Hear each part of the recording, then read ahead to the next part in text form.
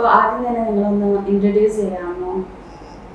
ഞാൻ ഷാനവാസ്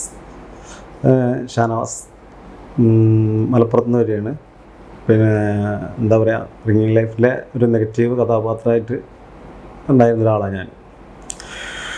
പിന്നെ എന്താ പറയുക, എൻ്റെ കൂടെ അന്ന് വന്നിരുന്ന ഒരാളാണ് നീമ വിനോദ് എന്ന് പറയുന്നത്.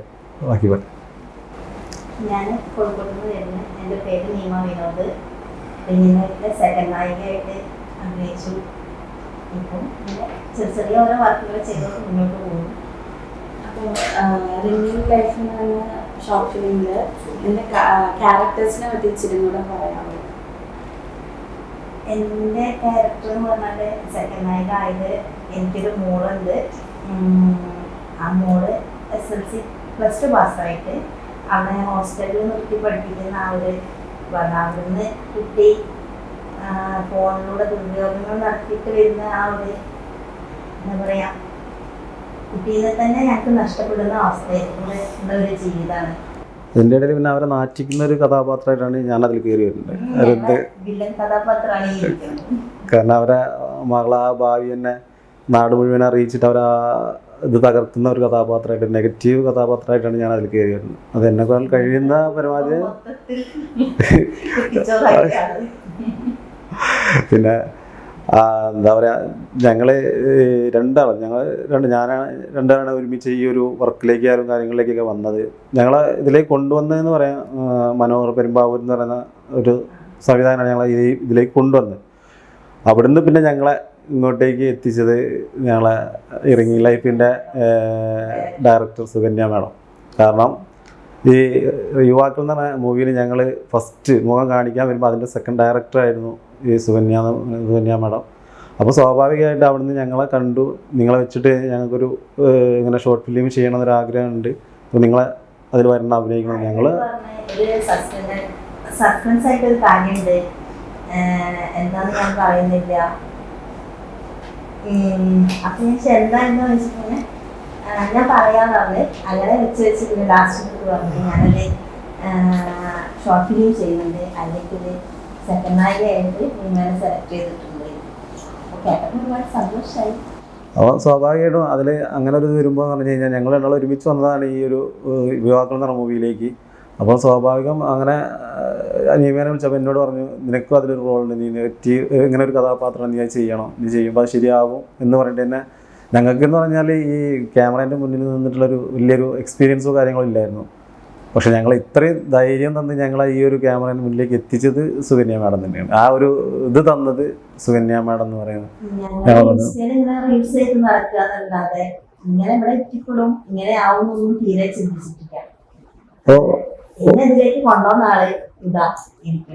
ഞങ്ങളെ ഇവർ കോഴിക്കോട്, ഞാൻ മലപ്പുറം. അപ്പോൾ ഈ മലപ്പുറം ഞങ്ങളെ തന്നെ ഇങ്ങനെ ഈ ഒരു രീതിയിലേക്ക് കടന്നു വന്നവർ വളരെ കുറവാണ്. അപ്പോൾ അങ്ങനെ ഒരു സംവിധാനത്തിൽ നിൽക്കുന്ന സമയത്താണ് ഞാൻ ഈ ഒരു ഇൻസ്റ്റാഗ്രാം പിന്നെ യുവാക്കൾ ഇങ്ങനെ വന്നത്. പിന്നെ അവിടുന്ന് സുകന്യ മാഡത്തിന് നമ്മളെ കൈ പിടിച്ച് ഉയർത്തി.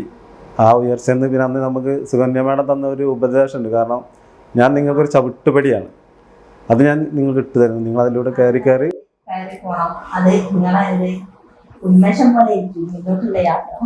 പക്ഷെ എന്തായാലും ആ വാക്ക് പിന്നെ പൊന്നായി എന്നൊക്കെ പറയുന്ന പോലെ ഞങ്ങളെ നാട്ടിൻ്റെ ആ ഒരു കൾച്ചറിൽ സംസാരിക്കണം, ആ നാക്ക് പൊന്നായി. കാരണം അതിനുശേഷം ഒരുപാട് ഇപ്പോൾ ഇന്ന് മരണപ്പെട്ടു പോയ നവാസ് ഖാൻ്റെ കൂടെ ടിക്ക എന്ന് പറഞ്ഞിട്ടുള്ള ആഷിഫ് ഖാൻ്റെ കൂടെ ഒരു പടത്തിൽ ചെയ്യാൻ പറ്റി പോലീസായിട്ടായിട്ട്. പിന്നെ അതുപോലെ ജയിലർ 2 രജനീൻ്റെ പടത്തിൽ ഒരു 15 ദിവസം വർക്ക് അങ്ങനെ ചെയ്യാൻ പറ്റി. പിന്നെ അത് കഴിഞ്ഞതിന് ശേഷം ആട് 3 ഇപ്പോൾ ഒരു 10-12 ദിവസത്തെ വർക്ക് ഉണ്ടായിരുന്നു. പിന്നെ അത് കഴിഞ്ഞിപ്പോൾ നിവിൻ പോളിൻ്റെ കൂടെ 2 ദിവസത്തെ വർക്ക് ഉണ്ടായിരുന്നു ഒറ്റപ്പാലത്ത്. അപ്പോൾ ചെറിയ ഓരോ വർക്കുകളായിട്ട് ഇങ്ങനെ അത്. അപ്പോൾ എന്താ പറയുക, ഞങ്ങൾക്ക് എന്നെ സംബന്ധിച്ചിടത്തോളം ഞങ്ങൾക്ക് അത്രയും കോൺഫിഡൻസ് തന്ന ഒരാൾ ഞങ്ങളെ ഈ സുകന്യ മാഡം തന്നെ. കാരണം അത്രയും നിങ്ങൾ ഇതുകൊണ്ട് നിങ്ങളെ ജില്ല അങ്ങനെ ആയതുകൊണ്ടാണ് പറയുന്നത്. കാരണം മലപ്പുറം ജില്ലക്കാരാണ്, ഒന്നിൽ കഴിഞ്ഞ് നിങ്ങൾ അവിടെ ഇരുന്ന് പോകരുത്. കാരണം നിങ്ങളിതിൽ പോകണം, കയറി പോകണം. അതിനുള്ളൊരു ചവിട്ടുപടി ഞാൻ ഇട്ട് തന്നു. നിങ്ങൾ ഇനി അവിടെ നിന്ന് അങ്ങോട്ട് കയറി പോകണം. അത്ര മനസ്സിനൊരു കോൺഫിഡൻസ് തന്നത് സുകന്യ മാഡമാണ്. പിന്നെ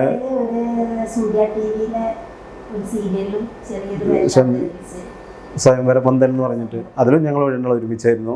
യുവാക്കളെ ഞങ്ങൾ ഒരുമിച്ചായിരുന്നു. ഈ ഷോർട്ട് ഫിലിമിൽ ഞങ്ങൾ ഒരുമിച്ച് കഥാപാത്രം അല്ലെങ്കിൽ ഞാൻ നെഗറ്റീവ് ആണെങ്കിലും ഞങ്ങൾ ഒരുമിച്ചുണ്ടായിരുന്നു അതിൽ. ഞങ്ങൾ ആ ഒരു രീതിയിലാണ് ഞങ്ങൾ ഇതുവരെ വന്നിട്ടുള്ളത്. ഇനിയിപ്പോൾ ഇൻസ്റ്റയിൽ ഒരു വീഡിയോ ഞങ്ങൾ ചെയ്തിട്ടാണെങ്കിൽ അതിൽ ഞങ്ങൾ രണ്ടാളും കൊളാബ് ചെയ്ത് അങ്ങനെ ആ ഒരു രീതിക്ക് ചെയ്തിട്ടുള്ളൂ. ഇനി അപ്കമിങ് മൂവീസ് എന്നൊക്കെ പറയുന്ന മലയാളീസ് കുറെ വെയിറ്റ് ചെയ്യുന്ന ഒരു മൂവീസ് ഒക്കെയാണ് ഇപ്പൊ അപ്കമിങ് ആയിട്ട്. നിവിൻപോളിയുടെ ആണെങ്കിലും അല്ലെങ്കിൽ ഇപ്പൊ ജയിലർ 2 അങ്ങനെയൊക്കെ. അപ്പൊ എങ്ങനെയുണ്ടായിരുന്നു ആദ്യത്തെ എക്സ്പീരിയൻസ്? അത് ഞാൻ വളരെ ഫസ്റ്റ് പറഞ്ഞു കഴിഞ്ഞു. കാരണം എന്ന് പറഞ്ഞാൽ ഇത് ക്യാമറ എന്താണെന്ന് പോലും ഞങ്ങൾക്ക് അറിയില്ലായിരുന്നു. അവിടെ നിന്നാണ് ഞങ്ങൾ ഈ യുവാക്കളിലേക്ക് രണ്ടാളും കയറി വരുന്നത്. അവിടുന്ന് സത്യത്തിൽ ഞങ്ങൾ വന്ന് പെട്ടതൊരു പുലിക്കുട്ടീൻ്റെ മുന്നിലാണ്. സത്യം അതാണ് അതിൻ്റെ സത്യം. കാരണം ഞങ്ങൾ വന്ന് പെട്ടതൊരു പുലിക്കുട്ടീൻ്റെ മുന്നിലാണ്. കാരണം ഒരു കാരണവശാലും ഇനി പിറകോട്ട് പോകരുത്, മുന്നോട്ട്. അതാണ് ഈ സുകന്യ മാഡം എന്ന് പറയുന്നത്. അപ്പോൾ അതല്ല, ഞങ്ങൾ ആ യുവാക്കൾ എന്ന് പറഞ്ഞ മൂവി ചെയ്യുമ്പോൾ ആ ഒരു നമ്മളെ തിരക്ക് ആ ബോർഡ് കയ്യിൽ വരുമ്പോൾ സ്വാഭാവികമായിട്ടും കറക്റ്റ് ഒരു ഡയറക്ടറാണ്. ഞങ്ങളോട് അത്രയും ഷാർപ്പായിട്ട് എല്ലാ കാര്യങ്ങളും. പക്ഷെ അതങ്ങെടുത്ത് മാറ്റി വെച്ചാൽ ഞങ്ങളെ കൂട്ടുകാരിയായിട്ടുണ്ട്, ഞങ്ങളെ സഹോദരിയായിട്ടുണ്ട്, എല്ലാമായിട്ട് ഞങ്ങളോട് നിന്നിട്ടുണ്ട്. അപ്പോൾ ഞങ്ങൾക്കത് ഒരുപാട് ഒരു മനസ്സിന് ധൈര്യം തന്നൊരു സംഭവമാണ്. ആ ഞങ്ങൾക്ക് ഒരിക്കലും മറക്കാൻ പറ്റില്ല. കാരണം എന്ന് പറഞ്ഞു കഴിഞ്ഞാൽ ബോർഡ് ആ ഒരു സ്ക്രിപ്റ്റ് കയ്യിൽ വന്നു കഴിഞ്ഞാൽ അത് അപ്പോൾ അവിടെ സുകന്യായിട്ട് മാറും, ഡയറക്റ്റായിട്ട് മാറും, എല്ലാവരുമായിട്ട് മാറും. പക്ഷെ അത് കയ്യിൽ നിന്ന് താഴെ വെച്ച് കഴിഞ്ഞാൽ പിന്നെ സ്വാഭാവികമായിട്ട് അത് ഞങ്ങളെ പെങ്ങളായിട്ടും ഞങ്ങളെ കൂട്ടുകാരിയായിട്ടും എല്ലാമാണ്. അപ്പോൾ അത് ഞങ്ങൾക്ക് ഒരുപാട് ഞങ്ങളെ മനസ്സിന് കോൺഫിഡൻസ് സംഭവം. അതിൻ്റെ ഈ റിംഗിങ് ലൈഫ് എന്ന ഷോർട്ട് ഫിലിം സൊസൈറ്റിനെ വെച്ച് നോക്കുമ്പോൾ എത്രത്തോളം ഒരു ഇൻഫ്ലുവൻസ് ഉണ്ടാക്കുന്നുണ്ട് തോന്നുന്നത്? ഇത്തരം ടോപ്പിക് എത്രത്തോളം റെലവൻ്റ് ആയിട്ട് തോന്നുന്നത്? നല്ല രീതിയിൽ തന്നെ അത് മുന്നേറിയിട്ടുണ്ട്. കാരണം ഒരുപാട് അത് അനുഭവിച്ചുകൊണ്ടിരിക്കുന്ന ഒരു സംഭവമാണ് ശരിക്കും അതിൽ കാണിച്ചുകൊണ്ടിരിക്കുന്നത്. കാരണം ഇപ്പോഴത്തെ മക്കളുടെ കയ്യിൽ ഫുൾ ടൈം ഫോൺ തന്നെയാണ് ഉപയോഗിക്കുന്നത്. ആ ഫോണിനെ കൊണ്ട് നല്ലതായിട്ട് വരുന്ന കാര്യങ്ങളും പിന്നെ ദുരുപയോഗം ചെയ്തിട്ടുള്ള ആ സംഭവങ്ങളും അതായത് വ്യക്തമായിട്ട് കാണിക്കുന്നുണ്ട്. കാരണം ഇപ്പോഴത്തെ പിള്ളേർ കാണേണ്ടുന്ന ഒരു കാര്യമാണ് അത്. എല്ലാവരും ഒരു ഷോർട്ട് ഫിലിം ചെയ്യുന്ന പോലെ ഒന്നല്ല ശരിക്ക് അതിൻ്റെ ഡയറക്ടർ അത് എടുത്തിട്ടുള്ളത്. കാരണം എന്ന് പറഞ്ഞു കഴിഞ്ഞാൽ ഒരുപാട് പ്രയത്നിച്ചിട്ടുണ്ട്. ആ ഒരു ഷോർട്ട് ഫിലിം ഒന്ന് ഇങ്ങനെ ഒരു ഇതിലേക്ക് എത്തിക്കാൻ വേണ്ടി ഒരുപാട് പ്രയത്നിച്ചിട്ടുണ്ട്. കാരണം ഞങ്ങൾക്ക് അതിനെപ്പറ്റി അറിയാം. കാരണം അതിലുണ്ടായിരുന്ന നെഗറ്റീവ് ഞാൻ പറഞ്ഞില്ല, ഞാൻ നെഗറ്റീവാണ്, അതിൽ ചെറിയ ഇത്തിരി ഒരു റോള് എങ്കിൽ ഞാൻ പോലും അതിൽ എൻ്റെ ശബ്ദം തന്നെ അതിൽ പറഞ്ഞു ഭയങ്കര നിർബന്ധമായിരുന്നു. മലപ്പുറത്ത് എടുക്കുന്ന എന്നെ ഇടുക്കിയിലെത്തിച്ചിട്ട് അതിൻ്റെ ഡബ് ചെയ്യിച്ചത് ആലോചിക്കണം. അതിൻ്റെ ഡബ്ബിങ് എന്ന് പറഞ്ഞാൽ എനിക്ക് ചെറിയൊരു ഇതേ ഉള്ളായിരുന്നു. മലപ്പുറത്ത് എടുക്കുന്ന എന്നെ ഇടുക്കിയിൽ എത്തിച്ചിട്ട് ഡബ് ചെയ്യിച്ചതാണ്. അത് നിൻ്റെ ശബ്ദം തന്നെ അതിന് വേണമെന്ന് പറഞ്ഞിട്ട്. കാരണം അത്രയും ആ ഒരു റിംഗിങ് ലൈഫ് എന്ന ആ ഒരു ഇതിനോട് അത്രയും ഇത് കാണിച്ചിട്ടുണ്ട്. അപ്പോൾ അതിൻ്റെ ഒരു റിസൾട്ട് എന്തായാലും എനിക്ക്. കാരണം ഒരു മാസം തന്നെയില്ല, 10 മാസം 10 ദിവസം കഴിയുമ്പോൾ അത് 10,000 വ്യൂസ് കയറി കഴിഞ്ഞു പോയി. കാരണം എത്ര ഷോർട്ട് ഫിലിമുകൾ നമ്മൾ കാണുന്നതാണ്. അവിടെ അതിങ്ങനെ കിടന്ന് പക്ഷെ അത് അങ്ങനെ അല്ലായിരുന്നു റിംഗ് ലൈഫിൻ്റെ ഒരു വളർച്ച. പിന്നെ നമ്മൾ ഏറ്റവും വലിയ സന്തോഷം ഈ റിംഗ് ലൈഫ് ഫസ്റ്റ് റിലീസിങ് തന്നെ ബിഗ് സ്ക്രീനിലായിരുന്നു. അപ്പോൾ ഞങ്ങൾ അഭിനയിച്ച ആ ഒരു കാര്യം ഞങ്ങളെ കുടുംബങ്ങളായാണെങ്കിലും ഒക്കെ ആ ബിഗ് സ്ക്രീനിൽ കാണുന്ന ഒരു സന്തോഷം അത് വേറെ തന്നെയാണല്ലോ. അതിലൊരുപാട് നമ്മളെ മേഡം കഷ്ടപ്പെട്ടു.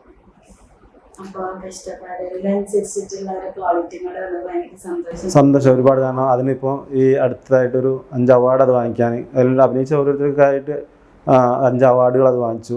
ഇനിയും നെക്സ്റ്റ് അവാർഡുകൾക്ക് കൊടുത്തിട്ടുണ്ട്. തീർച്ചയായിട്ടും അത് കിട്ടും. കാരണം അതിലത്രയും ഞങ്ങൾക്ക് പ്രതീക്ഷയുണ്ട്. കാരണം അത്രയും റിസ്ക്കാണ് അതിൽ എടുത്തിട്ടുള്ളത്. പിന്നെ എല്ലാവർക്കും എവിടെ അത് തുടങ്ങണം, അത് എവിടെ കൊണ്ട് അവസാനിപ്പിക്കണം എന്നുള്ള കറക്റ്റായിട്ട് ഡയറക്റ്റ് ചെയ്തിട്ടുണ്ട്.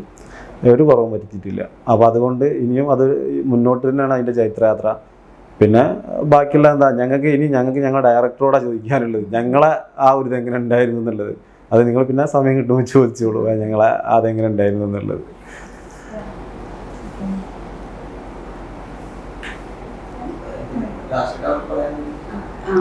അപ്പോൾ നമ്മുടെ ഫാമിലിയൊക്കെ ഇതിനോട് ഭയങ്കര സപ്പോർട്ടാണ്. തീർച്ചയായും എന്താ പറയുന്നു ഇവിടെ അഭിനയം കാര്യങ്ങൾ പിന്നെ റീൽസ് ഇതിനോടൊക്കെ ഫാമിലീസിനെയും എത്രമാത്രം സപ്പോർട്ട് ചെയ്യും. അതും ഞാൻ തന്നെ പറയാം. അതായത് ഞാനൊരു മലപ്പുറം ജില്ലക്കാരനാണ്. സ്വാഭാവികമായിട്ടും എല്ലാവരും എതിരുണ്ടായിട്ടുള്ളൂ. പക്ഷേ എൻ്റെ മനസ്സിലുണ്ടായൊരു സംഭവമാണ് ഇങ്ങനെ റീൽസ് ചെയ്യുക. പക്ഷെ അത് തുടക്കം തൊട്ടേ എല്ലാവരും ഭയങ്കര എതിർപ്പ് തന്നെയായിരുന്നു. ആരും സപ്പോർട്ട് ചെയ്യില്ല. ഇപ്പോൾ തുറന്നു പറയാം, ഫാമിലിയൊക്കെ എതിർപ്പ് തന്നെയായിരുന്നു ആ ഒരു കാര്യത്തിൽ. ഇപ്പോഴും അവരത് എതിർപ്പ് തന്നെയാണ്. ഞാനിപ്പോൾ ഈ ഒരു മൂവിയിലേക്ക് പോകുമ്പോഴും മൂവി ചെയ്യാൻ വേണ്ടിയിട്ട് പോകുമ്പോഴേക്കും അവർ എതിർപ്പ് തന്നെയാണ്. പക്ഷെ ഞാൻ പറഞ്ഞല്ലോ, ആദ്യം തന്നെ ഞാൻ പറഞ്ഞു, കാരണം എന്നോട് പറഞ്ഞത് എൻ്റെ ഫസ്റ്റ് എനിക്ക് ഇതിൽ ഒരു ധൈര്യം തന്നതൊക്കെ ഈ സുകന്യ മാഡാണ്. എൻ്റെ വീട്ടിൽ വന്നിട്ടുണ്ട്, എൻ്റെ മകളുടെ വിവാഹ കാര്യങ്ങളൊക്കെ പങ്കെടുത്തിട്ടുണ്ട്.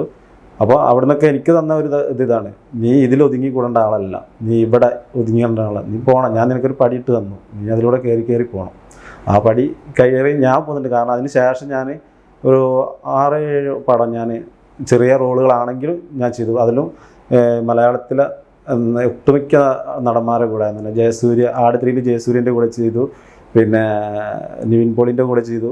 പിന്നെ അതിലൊന്നൊക്കെ ഒരുപാട് എന്ന് പറഞ്ഞാൽ ജീവിതത്തിൽ ഏതെങ്കിലും വ്യക്തികൾക്ക് വളരെ ദുർലഭമായിട്ട് കിട്ടുന്ന സംഭവമാണ് നമ്മളെ രജനീകാന്തിൻ്റെ കൂടെ, ആ മനുഷ്യൻ്റെ കൂടെ ഒന്ന് നേർക്ക് നേരെ നിൽക്കാൻ പറ്റുക എന്നുള്ളത്. അത് വളരെ ഭംഗിയായിട്ട് തന്നെ ജയിലർ 2 എനിക്ക് കിട്ടി. 5 ദിവസം അത് പറയാൻ പറ്റാത്തൊരു എക്സ്പീരിയൻസ് ആയിരുന്നു. കാരണം ഞാൻ കണ്ട ഒരു പച്ചയായ ഒരു മനുഷ്യനാണ് കണ്ടതെന്ന് പറഞ്ഞാൽ ഒരിക്കലും ഞാൻ പ്രതീക്ഷ ആ ഒരാളല്ല. നമ്മൾ ആരും വിചാരിക്കുന്ന ഒരു കഥാപാത്രമല്ല ഈ രജനി എന്ന് പറയുന്നത്. കാരണം നമ്മൾ താഴെ തട്ടിലാണെങ്കിലും നമ്മളെല്ലാം ഒരുപോലെ ചേർത്ത് നിർത്തി പോകുന്ന ആ ഒരു ക്യാരക്ടറുള്ളൂ. കാരണം നമ്മോട് സംസാരിക്കാനായാലും എന്തിനായാലും ആ ഒരു ഇതുണ്ടായിരുന്നു. നല്ല 5 ദിവസം നമ്മളെ കൂടെ ഉണ്ടായിരുന്നു ജയിലർ 2 നമ്മളെ കൂടെ.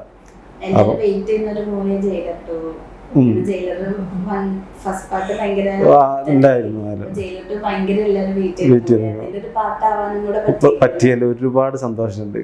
കാരണം അതിലും നമ്മൾ അറിയപ്പെടുന്ന മലയാളി ഇപ്പോൾ വിനായകൻ സാറുണ്ട്, സുരാജ് വെഞ്ഞാറും കൂടെ ഉണ്ട്, അങ്ങനെ മലയാളികൾ ഒരുപാടുണ്ട്. അവരെ കൂടെ എല്ലാം ചെയ്യാൻ പറ്റി. ചെറിയ റോളുകളാണെങ്കിലും ചെയ്യാൻ പറ്റി. അതിലൊരു ആത്മവിശ്വാസം ഉണ്ട്. അത് അടുത്ത വർഷം പൊങ്കാലയ്ക്ക് റിലീസ് ചെയ്യുമെന്ന് പറയുന്നു.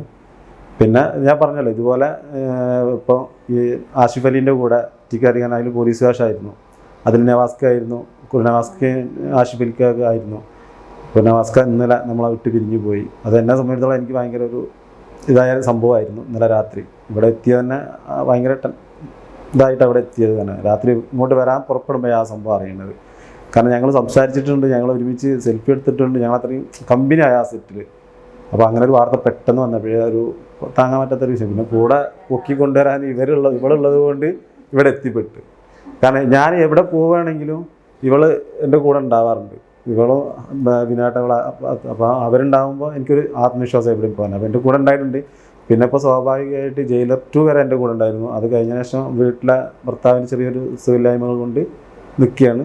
എന്നാലും തിരിച്ചു വരും ഞങ്ങൾ വീണ്ടും.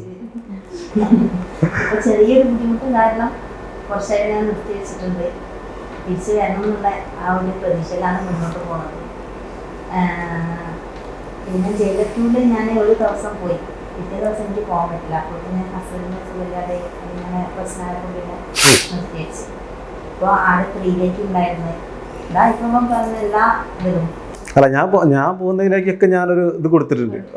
കാരണം എനിക്ക് ഇട്ട് തന്ന പടി അതുപോലെ ഞാൻ ഇങ്ങോട്ട് ഇട്ട് കൊടുത്തിട്ടുണ്ട്, കയറിക്കോ എന്ന് പറഞ്ഞിട്ട്. പക്ഷേ വീട്ടിലെ പല സാഹചര്യം കാരണം ഞാൻ എന്നെ വിളിക്കുന്നവരോട് ഞാൻ പറയും ഒരാളിവിടെ ഉണ്ട്, അപ്പോൾ നിനക്ക് കൊണ്ടുപോരുന്നു പറയും. പക്ഷേ സ്വാഭാവികമായിട്ടും ഇപ്പോൾ വീട്ടിലെ ചില പ്രശ്നങ്ങൾ കൊണ്ടാണ്. ഇപ്പം ഇന്നായാലും എതിർപ്പൊന്നുമില്ല. അമ്മയ്ക്കായാലും ഇപ്പോൾ ഹസ്ബൻഡിനായാലും മക്കൾക്കായാലും അതിലൊക്കെ താല്പര്യം തന്നെയാണ്. അല്ല, അതിലൊക്കെ ലക്കിയാട്ടോ. കാരണം എന്ന് പറഞ്ഞു കഴിഞ്ഞാൽ ഇപ്പോൾ ഈ ഒരു സ്വയംവരപ്പന്തൽ യുവാക്കൾ എന്ന് പറയുന്ന മൂവി, ആ ഒരു മൂവി ഇപ്പോൾ ഈ ഷോർട്ട് ഫിലിം ഇതിൻ്റെ പേരിൽ അവിടുത്തെ പൗരസമിതി സ്വീകരണം കൊടുത്തു. കാരണം ഞാനൊരു മലപ്പുറം ജില്ലക്കാരനെ. എന്നെ ഇതുവരെ അവിടെ എല്ലാവരും ഞാൻ ചെയ്ത സംഭവങ്ങൾ കാണുന്നുണ്ട്, അവരറിയുന്നുണ്ട്. ഇതുവരെ എന്നോട് പോലും നേരെ വന്നിട്ട് നീ പടത്തിൽ അഭിനയിച്ചിട്ടുണ്ടോ എന്ന് അവർക്കറിയാം. പക്ഷെ ചോദിക്കാൻ അവരെ മനസ്സനുവദിക്കുന്നില്ല. കാരണം എൻ്റെ ജില്ലൻ്റെ ഒരു ക്യാരക്ടറാണത്. പക്ഷെ ഇവിടെ ഒരാൾ സീരിയലിൽ ചെറിയൊരു റോൾ ചെയ്ത് യുവാക്കൾ ഇത് ചെയ്തു വന്നപ്പോൾ തന്നെ ഇവിടെ പൗരസമിതി സ്വീകരണം കൊടുക്കണു, പിന്നെ അവിടെ ടൗൺ കമ്മിറ്റി സ്വീകരണം കൊടുക്കണു. ഹസ്ബൻഡ് വർക്ക് ചെയ്യുന്ന കമ്പനിയിൽ, ഇന്ത്യൻ ഓയിലിന്റെ കമ്പനിയിൽ, അവിടെ അവര് എല്ലാവരും കൂടെ കൂടിയിട്ട് സ്വീകരണം തന്നു. പിന്നെ പൊന്നാട ഭയങ്കര സംഭവമായിട്ട്. അല്ല, അതൊക്കെ സത്യത്തിൽ ആ റിംഗ് ലൈഫ് വന്നതിന് ശേഷം ഞങ്ങൾ യുവാക്കൾ എന്നാണ് ഇവിടെ റിലീസ് ആയിട്ടില്ല. സ്വാഭാവികമായിട്ടും ഞങ്ങൾ ചെയ്ത ഒന്നുമില്ല. ഞങ്ങൾ റിലീസ് ആയതിനു ശേഷമാണ് അവരൊക്കെ ശരിക്കും അറിയുന്നത് ഇങ്ങനെ ഒരു സംഭവം ഉണ്ട് എന്നുള്ളത്. ഇപ്പോൾ ഈ റിംഗിങ് ലൈഫ് മാത്രമാണ് ഞങ്ങൾ ചെയ്തതിൽ റിംഗിങ് ലൈഫ് മാത്രമാണ് ഇപ്പോൾ പുറത്തിറങ്ങിയത്. കാരണം അതിൻ്റെ പിറകെ നടന്നിട്ട് അത് ഇറക്കണം, അത് എന്താ പറയുക, അത് മിനിസ്ക്രീനിൽ കൊണ്ടുവരണമെന്ന് അത്രയും ആത്മാർത്ഥം കാണിച്ച ഒരാളാണ് സുകന്യ കാങ്ങളോ.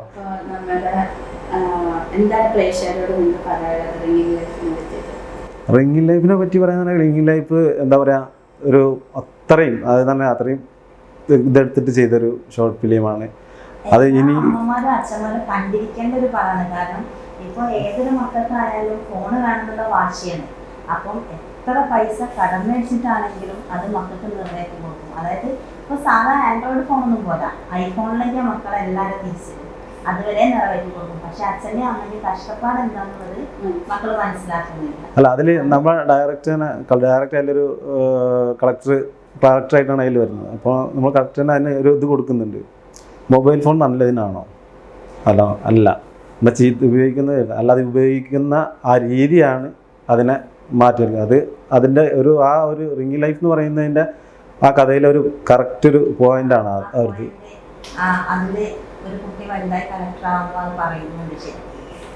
ആ കുട്ടി വലുതാണ് കഥയും ബാക്കിയുള്ള കാര്യങ്ങളൊക്കെ നമുക്കിവിടെ കേൾക്കാം. അതങ്ങനെയാണ്. അതിൻ്റെ ഡയറക്ടറോട് വരുമ്പോൾ സത്യമാണ്. ആ കളക്ടറൊക്കെ എങ്ങനെ വന്നു എന്നുള്ളതിൻ്റെ ഒക്കെ സസ്പെൻസാണ്. അത് ഇവിടെ കുറച്ച് കഴിയുമ്പോൾ പറയുമല്ലോ. അപ്പോൾ ഞങ്ങളൊക്കെ ഉണ്ടാവില്ല. അപ്പോൾ ഞങ്ങൾ അതിൻ്റെ കാര്യങ്ങൾ വിശദീകരിച്ച് പറഞ്ഞുതരാം. ഹായ്, അപ്പോൾ റിംഗിങ് ലൈഫ് എന്ന ഷോർട്ട് ഫിലിമിന്റെ ഡയറക്ടറും പിന്നെ അതിൽ അഭിനയിച്ച ആളാണ്. അപ്പൊ അതിൽ നിന്ന് നമുക്ക് ഒരു ഇൻട്രൊഡക്ഷൻ തരാമോ? നിങ്ങൾ എന്താ ചെയ്യുന്നത്? എൻ്റെ പേര് സുകന്യ എന്നാണ്. വീട് തൃശ്ശൂർ കുന്നംകുളത്താണ്. ഇപ്പോൾ എറണാകുളത്താണ് താമസം. ഇപ്പോൾ റിംഗിങ് ലൈഫ് ഷോർട്ട് ഫിലിമിൽ ഒരുപാട് ആർട്ടിസ്റ്റുകൾ അഭിനയിച്ചിട്ടുണ്ട്. അവരൊക്കെ വഴിയെ പരിചയപ്പെടാം. അതുപോലെ തന്നെ അതിൽ അഭിനയിച്ച ചെറിയൊരു റോളാണെങ്കിലും അഭിനയിച്ച മറ്റൊരു വ്യക്തിയാണ് നമ്മുടെ കൂടെ ഉള്ളത്. എൻ്റെ പേര് ആൻസി. ഞാൻ മൂവാറ്റുപുഴയിൽ നിന്നാണ് വരുന്നത്. എൻ്റെ ഒരു ആശാവർക്കറാണ്. അപ്പം എൻ്റെ രണ്ടാമത്തെ ഷോർട്ട് മൂവിയാണത്. ജയശ്രീയുടെ കൂടെ തന്നെയാണോ ആദ്യത്തെയും രണ്ടാമത്തെയും ഇത് തന്നെയാണ്.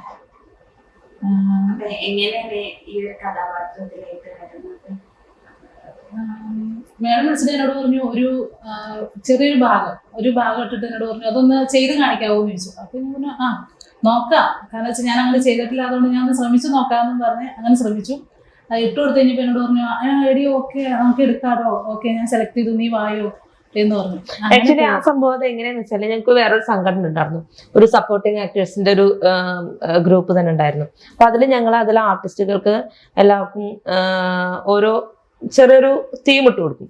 ആ തീം ഇട്ട് കൊടുത്തിട്ട് അതിൽ അഭിനയിച്ച് കാണിക്കാൻ പറഞ്ഞപ്പോൾ അങ്ങനെ ഒരുപാട് പേര് ചെയ്തു. ആ ചെയ്തതിൽ നമ്മൾ ചെയ്തത് ഭയങ്കര നാച്ചുറാലിറ്റി എനിക്ക് ഫീൽ ചെയ്തു. അപ്പോൾ ഞങ്ങൾ അങ്ങനെ വലിയ കൂട്ടൊന്നും ഉണ്ടായിരുന്നില്ല. ഭയങ്കര ജാട. ആൾക്ക് എന്നെ ഇഷ്ടമല്ല, എനിക്ക് ആളെന്നെ ഇഷ്ടമല്ല, അങ്ങനത്തെ ഒരു അത്രേ ഉള്ളൂ. അങ്ങനെ അത് അഭിനയിച്ച് കണ്ടു നോക്കുമ്പോ കഴിവുള്ള ഒരാളാണ് എന്ന് എനിക്ക് മനസ്സിലായി. അന്നേരം ഞാൻ നൈറ്റ് തന്നെ തോന്നിട്ട് വിളിച്ചത് അല്ലേ. നൈറ്റ് തന്നെ ഞാൻ ആളെ വിളിച്ചു, അടിപൊളിയുണ്ട്, സൂപ്പറായിട്ട് എന്ന് പറഞ്ഞിട്ട് ഞങ്ങൾ പറഞ്ഞു. പിന്നെ ഇങ്ങനൊരു നമ്മളുടെ ഷോർട്ട് ഫിലിമിലേക്ക് ഒരു അവസരം വന്നപ്പോൾ നമ്മളാളെ വിളിച്ചു. എങ്ങനെയാണ് ഈ റിംഗിങ് ലൈഫ് എന്നുള്ള ഷോർട്ട് ഫിലിം സംഭവിക്കുന്നത്? റിംഗിങ് ലൈഫ് എന്നുള്ള ഷോർട്ട് ഫിലിമിന് മുന്നേ ഞാൻ വേറൊരു ഷോർട്ട് ഫിലിം ചെയ്തിട്ടുണ്ട്. ആക്ച്വലി എനിക്ക് ഏറ്റവും ഇഷ്ടം അഭിനയമാണ്. അഭിനയ രംഗത്തേക്ക് വരാനായിരുന്നു ഏറ്റവും ഇഷ്ടം. അങ്ങനെ ഇരിക്കുന്ന സമയത്ത് ചെറുതായിട്ട് കവിതകളൊക്കെ ചൊല്ലുമായിരുന്നു. അപ്പോൾ ഈ കാട്ടുപൂവ് എന്നുള്ള കവിത രചിച്ച വിനോദ് പൂവക്കോട് എന്നുള്ള ആ വ്യക്തി ഉള്ള ക്ലബ് ഹൗസിൽ ഞങ്ങൾ പരിചയപ്പെടുന്നത്. അപ്പൊ ആരാണെന്നൊന്നും അറിയില്ല. പക്ഷെ അവിടെ ചെന്നിട്ട് ആളെന്നോട് പറയാം സുഗുമോൾ എന്നാണ് ക്ലബ് ഹൗസിൽ നെയിം. സുഗുമോൾ ഒരു കവിത ചൊല്ലോ. ഞാൻ പറഞ്ഞത് കാട്ടുപൂ ചൊല്ലോ ചോദിച്ചു. ഞാൻ അവിടെ നിന്ന് ചെല്ലുമ്പോൾ എൻ്റെ കൂട്ടുകാർ വന്നിട്ട് പറയുന്നുണ്ട് സുഗു ചെല്ലരുത്, അപ്പൊ ചിലർ ചെല്ലേന്നൊക്കെ പറഞ്ഞു. അങ്ങനെ ആ ഒരു ഇതില് ഞാൻ കാട്ടുപൂ കവിത ആലപിക്കുന്നു. ആള് ഭയങ്കരമായിട്ട് എന്നെ അപ്രിഷ്യേറ്റ് ചെയ്യണു. പിന്നെ ആള് എനിക്ക് അതിന് വേണ്ടിയിട്ട് എനിക്ക് തന്ന ഒരു ഗിഫ്റ്റാണ് ഈ വേറൊരു കവിത. ആളുടെ തന്നെ വേറൊരു കവിത പ്രവീൺ നീരജ് പാടിയത് തന്നെ. കാട്ടുപൂ പാടിയ ആള് തന്നെയാണ് ഇതും പാടിയിട്ടുള്ളത്. അപ്പോൾ ആ ആള് എനിക്ക് ഗിഫ്റ്റായിട്ട് തന്നൊരു കവിത ഞാൻ തന്നെ വിഷ്വലൈസ് ചെയ്യണമെന്ന് പറഞ്ഞു. അങ്ങനെ അത് ചെയ്തതാണ് എൻ്റെ പറയാൻ മറന്ന പ്രണയം എന്നൊരു ഷോർട്ട് ഫിലിം. അപ്പൊ അതിനുവേണ്ടി ആ കവിതയ്ക്ക് സ്റ്റോറി എഴുതി നോക്കുന്ന സമയത്ത് ഒരു ഷോർട്ട് ഫിലിമിനുള്ളതുണ്ടല്ലോ എന്ന് തോന്നി. അങ്ങനെ അത് ഷോർട്ട് ഫിലിം ആക്കി അതിൽ ഈ കവിത ഉൾക്കൊള്ളിച്ചു. അങ്ങനെയാണ് ഈ ഡയറക്ഷൻ മേഖലയ്ക്ക് ഞാൻ വരുന്നത്. പിന്നീടാണ് ഈ മൊബൈൽ യൂസ്. ഇപ്പൊ എല്ലാ പിള്ളേരും മൊബൈൽ യൂസാണ്. അപ്പൊ ആ മൊബൈൽ യൂസിനെ പറ്റിയിട്ട് എൻ്റെ ഒരു സുഹൃത്താണ് ഇതിൻ്റെ സ്റ്റോറി. ജോബി പാലാട്ടി, ആള് ഇടുക്കിയിലാണ്, JCB ഡ്രൈവറാണ്. അപ്പോൾ ആള് ഇപ്പോൾ ഒരു സിനിമയ്ക്കൊക്കെ സ്റ്റോറി ചെയ്തുകൊണ്ടിരിക്കുന്നുണ്ട്. അപ്പോൾ ആള് ഒരു ഹോസ്പിറ്റലിൽ വെച്ചിട്ടാണ് ഈ ഒരു സ്റ്റോറി എൻ്റെ അടുത്ത് പറയുന്നത്.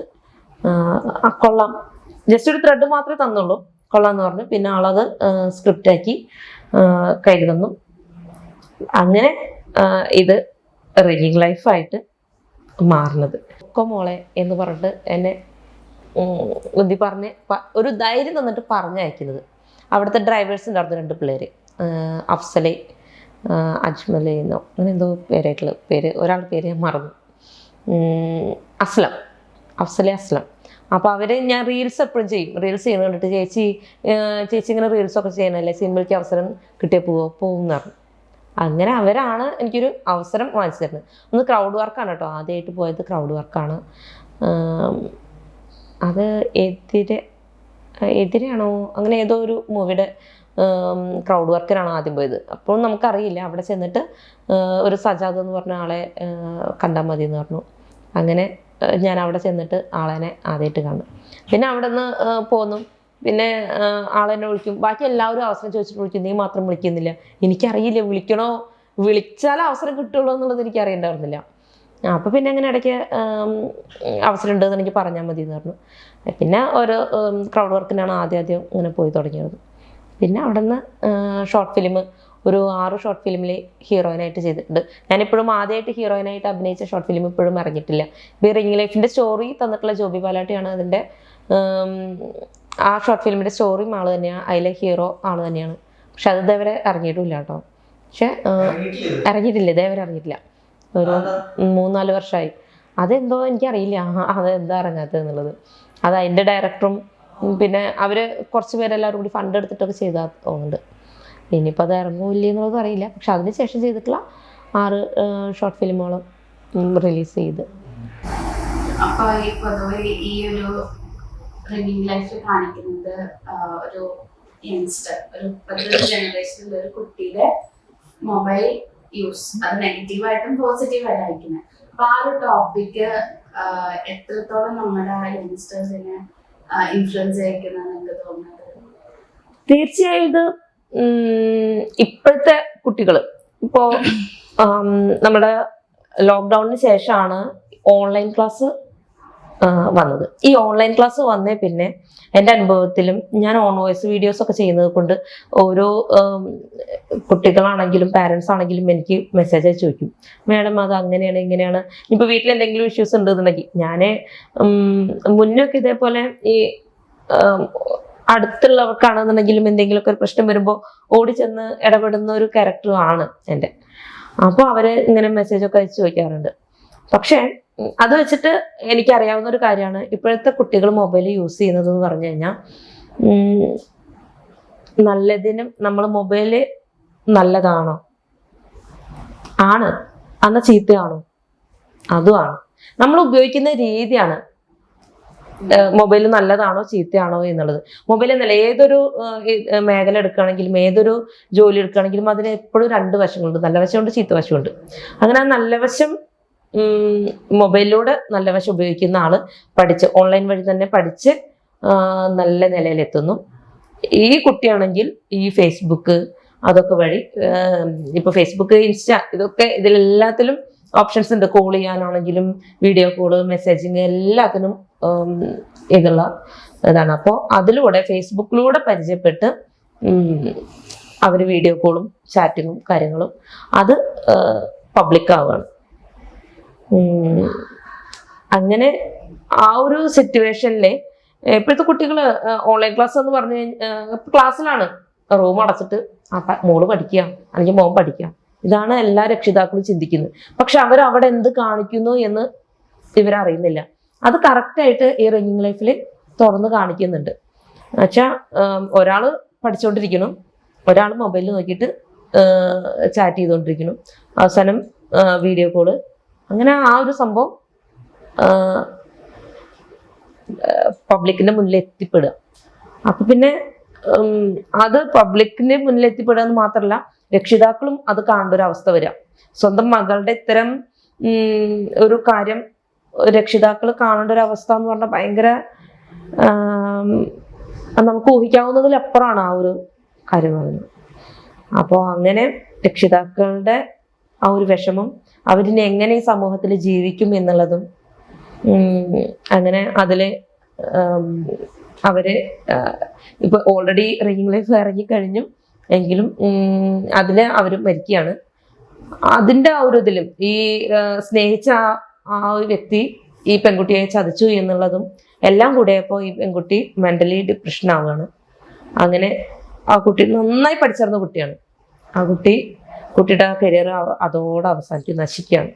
പക്ഷെ കൂടെ ഉണ്ടായിരുന്ന രണ്ട് പേരായിട്ടാണ് അഭിനയിക്കുന്നത്, ചേട്ടൻ്റെ അനിയനും മക്കളായിട്ട്. കൂടെ ഉണ്ടായിരുന്ന വ്യക്തി നല്ല രീതിയിൽ പഠിച്ച് കളക്ടർ ആവുകയാണ്. അതിലെ ഡയറക്ടർ എന്നുള്ളത് മാത്രമല്ല, ഇതിലെ ആ കളക്ടർ വേഷം ചെയ്തത് ഞാൻ തന്നെയാണ്. അപ്പോൾ ആ കുട്ടി പഠിച്ചിരുന്ന കുട്ടി കളക്ടറായിട്ട് വരും, മറ്റേ കുട്ടി മെന്റലായി മാറുകയാണ്. അത് ലാസ്റ്റിലേക്കാണ് ഇത് ആ കുട്ടിയാണ് അങ്ങനെയുള്ള ആ ഒരു ഇത് വരുന്നുള്ളൂ. അത് ശരിക്കും പറയാ വെച്ചാൽ അവരെങ്ങനെയാണ് മൊബൈൽ യൂസ് ചെയ്തത് എന്നുള്ളതൊക്കെ റിംഗ് ലൈഫ് കാണുമ്പോൾ നിങ്ങൾക്ക് മനസ്സിലാവും. ഇനി രക്ഷിതാക്കളാണെങ്കിലും എങ്ങനെ കുട്ടികളോട് മൊബൈൽ യൂസ് ചെയ്യുന്ന സമയത്ത് അവർ യൂസ് ചെയ്യുമ്പോൾ ഒന്ന് ശ്രദ്ധിക്കുക.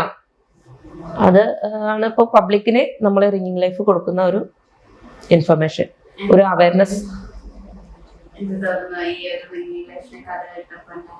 അല്ല, എന്റെ ഈ പറഞ്ഞ എന്റെ മോള് ഇതിൻ്റെ അകത്തൊരു ചെറിയ വേഷം ചെയ്തിരിക്കുന്ന ഒരു വ്യക്തിയാണ്. അപ്പൊ എന്റെ മക്കളാണെങ്കിലും സ്കൂൾ വിട്ട് വരുമ്പോൾ തന്നെ അവന് പഠിക്കാനുണ്ടോ അല്ലെങ്കിൽ ഫുഡ് കഴിക്കുന്നുണ്ടോ ഇതൊന്നുമല്ല, വരുമ്പോൾ തന്നെ മൊബൈലാണ് അവൻ നോക്കുന്നത്. അപ്പൊ അതൊക്കെ വെച്ച് നോക്കുമ്പോൾ ഒത്തിരി ഈ റിംഗ് ലൈഫ് എന്ന ഷോർട്ട് മൂവി കണ്ടതോടുകൂടി കുറെ കാരണന്മാരെ എന്നെ വിളിച്ചിട്ട് പറഞ്ഞു മക്കളാണെങ്കിലും ഇപ്പൊ മൊബൈൽ ഒത്തിരി യൂസ് ചെയ്ത് കുറച്ചിട്ടുണ്ട്. കാരണം പെൺപിള്ളേർക്കാണ് ഏറ്റവും കൂടുതൽ ഒരു 18-15 വയസ്സാകുമ്പോഴത്തേക്ക് ഇൻസ്റ്റാഗ്രാമിൽ അക്കൗണ്ട് തുടങ്ങിക്കോട്ടെ അമ്മ, അല്ലെങ്കിൽ ഫേസ്ബുക്ക് എടുത്തോട്ടെ അമ്മ എന്നുള്ളൊരു ചോദിക്കലുണ്ട്. അല്ലെങ്കിൽ വന്നു കഴിയുമ്പോൾ തന്നെ ചിലപ്പോൾ മൊബൈലിലായിരിക്കും പഠിക്കാനുള്ള കാര്യങ്ങൾ മൊത്തം മൊബൈലിലാണ് വരുന്നത്.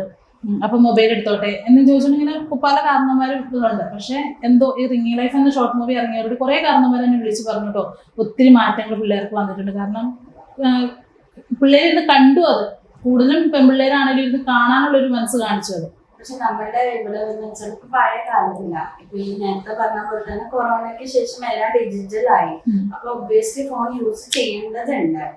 അതും ഇപ്പത്തെ ഇതില് കുട്ടികളെ മാത്രമല്ല, യങ് ജനറേഷൻ മാത്രമല്ല ഫോൺ യൂസ് ചെയ്യുന്നത്. ഏജ്ഡ് ആയിട്ട് ഒട്ടും ആ ഒരു ജനറേഷനില് ഫോൺ ഇല്ലാതെ ഇരുന്ന ഒരു ജനറേഷനിലുള്ള ആൾക്കാരടക്കം ഫോൺ യൂസ് ചെയ്യുന്നു, അഡിക്റ്റ് ചെയ്യുന്നു. അവർക്ക് ഓരോ അബദ്ധങ്ങളും ക്രൈംസും നടക്കുന്നു. അപ്പൊ നമുക്ക് ഈ യങ് ജനറേഷന് മാത്രം ഇങ്ങനെ പറയാൻ പറ്റില്ലല്ലോ, അവര് മാത്രം വഴിതെറ്റി പോവാന്നുള്ളത്. അപ്പൊ അതിനെ പറ്റി ഇല്ല, അത് നമ്മള് യങ്ങേഴ്സിന് ഉദ്ദേശിച്ചും കൊണ്ട് മാത്രമല്ല. പക്ഷെ നമ്മൾ ഇപ്പൊ ഒരു വീട്ടിൽ നടക്കുന്ന ഒരു കാര്യമാണ് ഇപ്പൊ ഇതെന്ന് പറഞ്ഞു കഴിഞ്ഞാൽ, ഒരു പെങ്കൊച്ച് നമ്മൾ ഓരോ കണ്ടന്റ് എടുക്കുമ്പോഴും അതിൽ ഉൾപ്പെടുന്നത് ഇപ്പൊ ലഹരി പദാർത്ഥങ്ങൾ ഉപയോഗിക്കുന്നവരാണെന്നുണ്ടെങ്കിലും അത് വിൽക്കുന്നതിനാണെന്നുണ്ടെങ്കിലും ഇപ്പോ മൊബൈൽ വഴിയാണ് എടാ ഞാൻ അവിടെ ഇവിടെ നമുക്കറിയില്ല, അങ്ങനെയൊക്കെയാണ് അവർ ആ സാധനം അവിടെ എത്തിച്ചു കൊടുക്കും കാര്യങ്ങളൊക്കെ ചെയ്യുന്നത്. അപ്പോൾ നെക്സ്റ്റ് ഇനിയിപ്പോൾ അങ്ങനെ ഒരു കണ്ടന്റ് എടുക്കണമെന്നുണ്ടെങ്കിൽ അതിനെ ബേസ് ചെയ്തിട്ടായിരിക്കും. ഇപ്പൊ നമ്മൾ ബേസ് ചെയ്തത് ഈ സ്കൂൾ പിള്ളേരെ ഓൺലൈൻ വഴി ക്ലാസ് എന്നും പറഞ്ഞിട്ട് കാണിക്കുന്ന ഈ ഒരു സംഭവത്തെ മാത്രമാണ് ബേസ് ചെയ്തിട്ടുള്ളത്. അല്ലാതെ മൊബൈൽ ഫോൺ ചീത്തയാണ്. അപ്പൊ ഇപ്പൊ ഞാനാണെന്നുണ്ടെങ്കിലും മൊബൈൽ ഫോൺ കുറച്ചു നേരം ഇല്ലാതെ ഇരിക്കുക എന്ന് പറഞ്ഞാൽ കുറച്ച് പാടാം.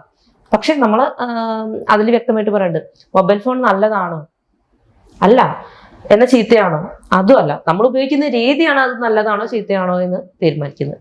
പൊതുവെ പറയാറുണ്ട് ഇപ്പോ സിനിമകളെ ഇൻഫ്ലുവൻസ് ചെയ്യാറുണ്ട്. ഇപ്പൊ മാർക്ക് പോലത്തെ സിനിമ ഇറങ്ങിയപ്പോൾ പറഞ്ഞു നെഗറ്റീവായിട്ട് ആളുകളെ ഇൻഫ്ലുവൻസ് ചെയ്തു. ഇപ്പൊ നിങ്ങൾ പറഞ്ഞു ഈ ഷോർട്ട് ഫിലിം കണ്ട് ഒരുപാട് ആളുകൾ നല്ല രീതിയിൽ എടുത്തു അല്ലെങ്കിൽ മൊബൈലിന്റെ ഇത് മനസ്സിലാക്കിയത്. അപ്പൊ ശരിക്കും ആളുകള് സിനിമ കാണുമ്പോൾ മോശമായിട്ട് നല്ല രീതിയിൽ എടുക്കുന്നുണ്ട്. പക്ഷെ മോശമായിട്ട് എടുക്കുന്നത് മാത്രം ഭയങ്കരമായിട്ട് ചർച്ച ചെയ്യപ്പെടുന്നു, നല്ലത് എടുക്കുമ്പോൾ ആരും ചർച്ച ചെയ്യാറില്ല എന്ന് തോന്നുന്നുണ്ടോ? നല്ലത് എടുക്കുമ്പോൾ നമ്മളെ ബേസിക്കലി അറിയുന്നവരാണെങ്കിൽ പറയും അത് നല്ലതാണ് കേട്ടോ. കാരണം ഒരുപാട് നമുക്ക് കോളുകളും മെസ്സേജസ് ഒക്കെ വന്നിട്ടുണ്ട്. ഇത് നല്ല രീതിയിൽ പാൻസി പറഞ്ഞ പോലെ തന്നെ പലരും വിളിച്ച് പറഞ്ഞിട്ടുണ്ട്, മക്കള് ഫോണിന്റെ ഉപയോഗം കുറഞ്ഞു. പിന്നെ ഓൺലൈൻ ക്ലാസ് ആണെന്നുണ്ടെങ്കിൽ വീട്ടുകാർ തന്നെയാണെങ്കിലും ശ്രദ്ധിക്കലോ, അതെ റൂം അടച്ചിട്ടിരുന്നിട്ട് ക്ലാസ്സിൽ കയറണ്ട എന്നൊക്കെ പറഞ്ഞ് അങ്ങനത്തെ ഒരു ഇത് വീട്ടുകാർക്കും ആ ഒരു അവയർനെസ് കിട്ടിയിരിക്കുന്നു. പിന്നെ എന്ന് പറഞ്ഞു കഴിഞ്ഞാൽ നമ്മളുടെ മോശം രീതിയിൽ എടുക്കുന്നത് നമ്മളുടെ സിറ്റുവേഷൻസ് ആണ് പലപ്പോഴും നമ്മളതിനെ മോശമാക്കണത് എന്നും ഞാൻ ചിന്തിക്കുന്നത്. ശരിക്കും സിനിമയും ഷോർട്ട് ഫിലിമൊക്കെ ആളുകളെ ഇൻഫ്ലുവൻസ് ചെയ്യുന്നുണ്ടെന്ന് തോന്നുന്നു. കുറേ ചെയ്യുന്നുണ്ട്. അതായത് ന്യൂ ജനറേഷൻ കുട്ടികൾ അവരുടെ മൊബൈൽ ഉപയോഗിക്കുന്നതെന്ന് പറയുന്നു, അതിൽ മോശവശങ്ങൾ പറഞ്ഞു കൊടുക്കാൻ പറ്റുമെന്ന് പറയുന്നു. പക്ഷെ ഇപ്പോ ഏറ്റവും മാതാപിതാക്കളായിരുന്നവർക്ക് ഇതിനു മുന്നേ മൊബൈലിൽ ആപ്ലിക്കേഷനോ കാര്യങ്ങളോ ഒന്നും അറിയില്ല. ഏതാണ് ഏതാ ചീത്ത ഏതാ ഒന്നും അറിയില്ല. പിന്നെ എങ്ങനെ പറഞ്ഞു കൊടുക്കാൻ പറ്റും? ഇത് ശരിക്കും എനിക്ക് എൻ്റെ ഒരു ഫ്രണ്ടിന് ഉണ്ടായിട്ടുള്ള ഒരു അനുഭവമാണ്. ആള് ഈ ഓൺലൈൻ ക്ലാസ് തുടങ്ങിയ സമയത്ത് കൊച്ചിന് ഒരു ഫോൺ വാങ്ങിച്ചു കൊടുത്തു. അപ്പൊ ആ പാരന്റ്സിന് അറിയുന്നത് വാട്സപ്പ് മാത്രമാണ്. ഈ വാട്സപ്പ് രണ്ടുപേരുടെയും ഫോണിൽ കണക്ട് ചെയ്ത് വെച്ചു. പക്ഷെ കൊച്ച് അതിലും ഭയങ്കര ബുദ്ധിയാണ്. കാരണം ഇന്ന് ജനിച്ചു വീഴുന്ന പിള്ളേരെ മൊബൈൽ കാണിച്ചു കൊടുത്ത സുഖപ്രസവം എന്ന് പറയുന്ന ഒരു കാലാണ്. അപ്പോ ആ കൊച്ച് എന്ത് ചെയ്തു, ഷെയർ ചാറ്റ് എന്ന് പറഞ്ഞൊരു ആപ്ലിക്കേഷൻ എടുത്തിട്ട് അതില് ചാറ്റിങ്ങും കോളിങ്ങും വീഡിയോ കോളൊക്കെ ആയി. പക്ഷെ ഈ അമ്മയ്ക്ക് അറിയുന്നത് എന്ത്, വാട്സപ്പ് മാത്രമേ അറിയുന്നുള്ളൂ. അപ്പോൾ അങ്ങനത്തെയും ഇത് വരുന്നുണ്ട്. പല ആപ്ലിക്കേഷൻസും ഇന്ന് കോൾ ചെയ്യാനാണെങ്കിലും മെസ്സേജ് ചെയ്യാനാണെന്നുണ്ടെങ്കിലും അതാരും അറിയുന്നില്ല. ഇത് നമ്മൾ സ്വയം അയ്യോ ഇത് കണ്ടു കഴിഞ്ഞാൽ ഇത് നമ്മൾ ഇങ്ങനെ ചെയ്തു കഴിഞ്ഞാൽ ഇങ്ങനെ ദോഷവശങ്ങൾ ഉണ്ട് എന്ന് സ്വയം മനസ്സിലാക്കുക എന്നുള്ളതാണ് ഇതിലെ ഏറ്റവും കൂടുതൽ വരുന്നത്. പിന്നെ നമ്മൾ ശ്രദ്ധിക്കുക. അല്ല, ഒരു പരിധി വരെ ഇപ്പൊ നമ്മള് വീട്ടിലാണെങ്കിൽ പോലും നമ്മൾ നമ്മുടെ കാരണന്മാരുടെ കൂടെ മക്കളുടെ കൂടെ നമ്മൾ സംസാരിക്കാറില്ല. ഏറ്റവും കൂടുതൽ കാരണന്മാരാണെങ്കിലും മക്കളാണെങ്കിലും എപ്പോഴും ഫുൾ ടൈം മൊബൈലായിരിക്കും. ആരെങ്കിലും നമ്മൾ മക്കളുടെ കാര്യം ശ്രദ്ധിക്കുന്നുണ്ടാവില്ല. അപ്പൊ അവരന്നേരം അവരുടേതായ ചിലപ്പോൾ സങ്കടങ്ങളോ കാര്യങ്ങളോ എന്തെങ്കിലും ചർച്ച ചെയ്യാൻ എന്തിനായിരിക്കാം മറ്റൊരാളെ നമ്മൾ തേടി പോവുക എന്നാണ് ഞാൻ മനസ്സിലാക്കുന്ന കാര്യം. കാരണം എന്താ വെച്ച് കഴിഞ്ഞാൽ ഏതെങ്കിലും ഒരു കാരണന്മാർ ഫുഡ് കഴിക്കുമ്പോൾ പോലും നമ്മൾ എത്ര പേര് എല്ലാവരുടെ വീട്ടിലുള്ള എല്ലാവരുടെ ഭക്ഷണം കഴിക്കുന്നുണ്ടോ? ആരും ഉണ്ടാവില്ല. എല്ലാവരും അവരുടെ തോന്നുന്ന ശരീരത്തിൽ കഴിക്കുന്നതൊക്കെ അല്ലേ. മക്കൾക്ക് അംഗീകരിക്കാൻ പറ്റുന്നു, കാരണം പറ്റുമെന്ന് തോന്നുന്നില്ല. എനിക്ക് പറയണം. അത് മാത്രമല്ല, നമ്മുടെ അടുത്ത് നമ്മുടെ കാരണന്മാർ പറഞ്ഞപ്പോ നമുക്ക് പലതും ലോ എന്ന് പറയുന്നത് നമ്മൾ ആ ജനറേഷനിൽ നമുക്ക് പറ്റിയിരുന്നില്ല. അത് മക്കളുടെ കൂടുതൽ ഇരിക്കാത്തതുകൊണ്ടാണോ അത് കൂടുതൽ ലോ പറയുന്നതുകൊണ്ടാണോ നമ്മൾ ചെയ്യുന്നത് കണ്ടാണ്. ഇപ്പൊ നമ്മൾ ഹസ്ബൻഡിന് പപ്പാന്ന് വിളിക്കുമ്പോൾ കുട്ടി പപ്പാന്ന് വിളിക്കും അല്ലെ, അമ്മ മമ്മീന്ന് വിളിക്കും കുട്ടി മമ്മീന്ന് വിളിക്കും. അങ്ങനെയാണ് കുട്ടി പഠിച്ചു വരുന്നത്. നമ്മൾ ചെയ്യുന്നത് എന്താണോ അത് കണ്ടായിരിക്കും കുട്ടികൾ വരുന്നത്. അപ്പോ നിങ്ങൾക്ക് അതിനെ കുറിച്ച് എന്താണ് പറയാനുള്ളത്? പാരന്റിംഗ് എന്ന് പറയുന്നത് അല്ല, നമ്മള് കാരണന്മാര് മക്കളെ കേൾക്കാൻ ഇരുന്നാൽ മതിയല്ലോ. ഇപ്പൊ എത്ര വലിയ തിരക്കുള്ള മാതാപിതാക്കളാണെങ്കിലും നമ്മൾ ആ മക്കളൊന്ന് കേൾക്കാൻ ഇരുന്നാൽ മതി. അപ്പൊ പിന്നെ മൊബൈലിന്റെ ഉപയോഗം കുറയില്ലേ. ഇപ്പൊ ഈ ഷോർട്ട് ഫിലിമിലാണെങ്കിലും ക്ലൈമാക്സില് ആ പാരന്റ്സ് ആ ഒരു അവസ്ഥയിൽ വന്ന പാരന്റ്സിന് മനസ്സ് കൊണ്ട് മരിക്കുന്ന കുട്ടിക്കും ഭ്രാന്താവുന്ന അവസ്ഥയിലെത്തി. അപ്പോ ഇവിടെ ഒരു പാരന്റ്സ് എന്ന നിലയില് ഒരു ഓൾട്ടർനേറ്റീവ് ആയിട്ട് അവർക്ക് ആ കുട്ടീനെ രക്ഷപ്പെടുത്തുന്ന രീതിയിൽ ചിന്തിക്കാമായിരുന്നു. അപ്പൊ എന്തുകൊണ്ടാണ് അത് ആ ഒരു സംഭവം അറിയിക്കാനത്? അതെന്താന്ന് വെച്ചാല് ഇപ്പൊ ഈ പറഞ്ഞ രീതിയിൽ നമുക്ക് ഈ കഥ കൊണ്ടുപോകായിരുന്നു. പക്ഷെ അത്രയും കഷ്ടപ്പെട്ടിട്ടാണ് ഇവരൊരു കുഗ്രാമത്തിലുള്ള ആളുകളാണ്. ഇപ്പൊ ഇന്ന് എനിക്ക് പരിചയമുള്ള എൻ്റെ നാടെന്ന് പറഞ്ഞു കഴിഞ്ഞാൽ തൃശ്ശൂര് കുറച്ച് ഉള്ളേരിയാണ്. പക്ഷെ എന്നാലും അത്ര കുഗ്രാമൊന്നുമല്ല. പക്ഷെ അതേപോലത്തെ സ്ഥലങ്ങളിൽ നിന്ന് ഈ എറണാകുളത്തൊക്കെ വന്നിട്ട് എന്തൊക്കെ അവരുടെ പലരുടെയും വീടും ചുറ്റുപാടൊക്കെ ഭയങ്കര മോശം അവസ്ഥയാണ്. എന്നാൽ പോലും ഈ ഒരു സിറ്റിക്ക് വന്നു കഴിഞ്ഞാൽ അവര് പാറി പറന്ന് നടക്കുക. അപ്പൊ അവരെ നമ്മൾ ഈ പഠിപ്പിക്കാനൊക്കെ അത്രയും കഷ്ടപ്പെട്ട് വീട്ടിൽ വെക്കാൻ അരിയില്ലാതെ അപ്പുറത്ത് അരി വാങ്ങിച്ചു. ഇതൊക്കെ പഴയ കാലത്താണ്. നമ്മൾ വീട്ടിലെ പഴയ കാലത്ത് അതിഥികൾ വന്നു കഴിഞ്ഞിട്ടുണ്ടെന്നുണ്ടെങ്കിൽ നമ്മുടെ വീട്ടിലൊന്നുമില്ലേ, അന്ന് ആ വന്ന അതിഥിക്കോ ഓണസദ്യ പോലെ ആയിരിക്കും. അപ്പുറത്ത് കറി വാങ്ങിച്ചു ഇപ്പുറത്ത് കറി വാങ്ങിച്ചു അങ്ങനെയൊക്കെ ആയിരിക്കും. പക്ഷെ ഇന്നൊന്നും അതൊന്നുമില്ല. ഇന്ന് ആരെങ്കിലും വന്നു ഫാസ്റ്റ് ഫുഡ് ഓർഡർ ചെയ്തു അങ്ങനെയൊക്കെയാണ്. അപ്പോൾ ആ ഒരു ഇതും ഇതിൽ കാണിക്കുന്നുണ്ട്. ഇല്ല എന്നുണ്ടെങ്കിൽ അപ്പുറത്ത് വാങ്ങിച്ചു ഇപ്പുറത്ത് കൊടുത്തു, അങ്ങനത്തെ ആ ഒരു സംഭവം. പിന്നെ അത്രയും ഇവർക്ക് കൂടുതൽ ചിന്തിക്കാൻ, നെക്സ്റ്റ് എന്ത് ചെയ്യണം എന്ന് ചിന്തിക്കാനുള്ള ഒരു അവസരം ഇവർക്ക് ഇല്ല. ഇങ്ങനെ സമൂഹത്തിന്റെ മുന്നിൽ അപമാനിക്കപ്പെട്ടു. മകള് കാരണം നാണം കെട്ടു. ഇനി എങ്ങനെ മറ്റുള്ളവരുടെ മുഖത്ത് നോക്കുക? ജീവിക്കണ്ടെന്നങ്ങ് തീരുമാനിച്ചു. കാരണം അവര് കടവും എല്ലായിടത്തുനിന്നും കടം മേടിച്ചും സ്ഥലം ഇതൊക്കെ വെച്ചിട്ട് മോളെ പഠിപ്പിക്കണതല്ലേ. അപ്പൊ പെട്ടെന്ന് ആ ഒരു സിറ്റുവേഷൻ വരുമ്പോ ചെയ്ത് കുറെ കാരണന്മാരാണ് ഇതിൽ കാണിച്ചത് അവർക്ക് വയ്ക്കാനും ഇതൊന്നും ഇല്ല, സ്ഥലം ഇതൊന്നുമില്ല. ഇതിൽ കാണിച്ചത് ആളുടെ ബ്ലഡ് ഗ്രൂപ്പ് ലക്ഷത്തിലെ ഒരാൾക്ക് മാത്രമുള്ള ഒരു ബ്ലഡ് ഗ്രൂപ്പാണ്. ആ ബ്ലഡ് ഗ്രൂപ്പ് പത്രത്തിൽ പരസ്യം കണ്ടിട്ട് ആൾ വിളിച്ചു ചോദിക്കുന്നു. അപ്പൊ ആള് പറയുന്നത് ഞാൻ എന്നെ സഹായിക്കുമെന്നാണ് ചോദിക്കുന്നത്. ചോദിക്കുന്നത് തെറ്റെന്നറിയാം. മക്കൾക്ക് പഠിക്കാൻ വേണ്ടിയിട്ടാണ് ഒരു മൊബൈൽ വാങ്ങിച്ചു തരുമോ എന്നാ ചോദിക്കുന്നത്. അപ്പൊ അവര് പറയും സെറ്റാക്കി തരാം. പഠിക്കാൻ വേണ്ടിയിട്ടാണ് ഇവർ വാങ്ങിച്ചു കൊടുക്കുന്നത്. പക്ഷെ ഒരാൾ പഠിക്കും, ഒരാൾ ദുരുപയോഗം ചെയ്യും.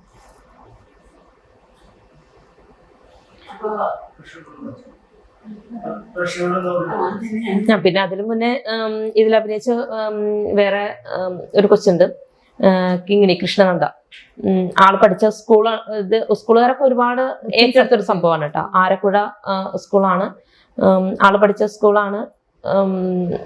അവിടുത്തെ പ്രിൻസിപ്പാളോട് സംസാരിച്ചു. ആ പ്രിൻസിപ്പാളൊക്കെ ഇതിലുണ്ട്, നമ്മുടെ ഷോർട്ട് ഫിലിമിലുണ്ട്. ശരിക്കുള്ള പ്രിൻസിപ്പാളും ടീച്ചേഴ്സും ഒക്കെ തന്നെയാണ്. ഇതിന്റെ ആ ഒരു ഷൂട്ട് എന്ന് പറഞ്ഞാൽ ഞാൻ ചിന്തിക്കുന്നതിലപ്പുറം. കാരണം കളക്ടറായിട്ട് ചെല്ലുന്നത് ഞാനാണ്. എൻ്റെ ചെറുപ്പകാലം അഭിനയിച്ചത് ആ സ്കൂളിൽ പഠിച്ചിരുന്നു കൊച്ചാ. അപ്പോൾ അവിടെ ചെല്ലുന്ന സമയത്ത് നമ്മളൊക്കെ ഇങ്ങനെ സ്വപ്നത്തിൽ മാത്രമേ കണ്ടിട്ടുള്ളൂ.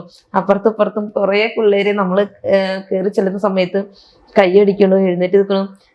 ആ ഒരു സീനില് ക്യാമറമാൻ കട്ട് പറഞ്ഞിട്ടും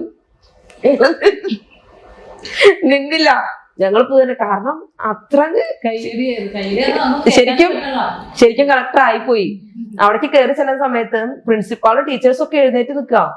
അപ്പൊ അതൊക്കെ കണ്ടപ്പോഴേ ശരിക്കും നമ്മളൊരു കളക്ടർ ആയിരുന്നെങ്കിൽ, അങ്ങനെ ആ ഒരു കളക്ടർ വേഷം ചെയ്യാൻ പറ്റിയതും ഭയങ്കര സപ്പോർട്ടായിരുന്നു സ്കൂളിൽ നിന്നാണെങ്കിൽ. കാരണം ഞങ്ങൾക്ക് പിള്ളേരെ വിട്ടു തരിക, ഇത്ര പിള്ളേരെ അവർ വിട്ടു തന്നു.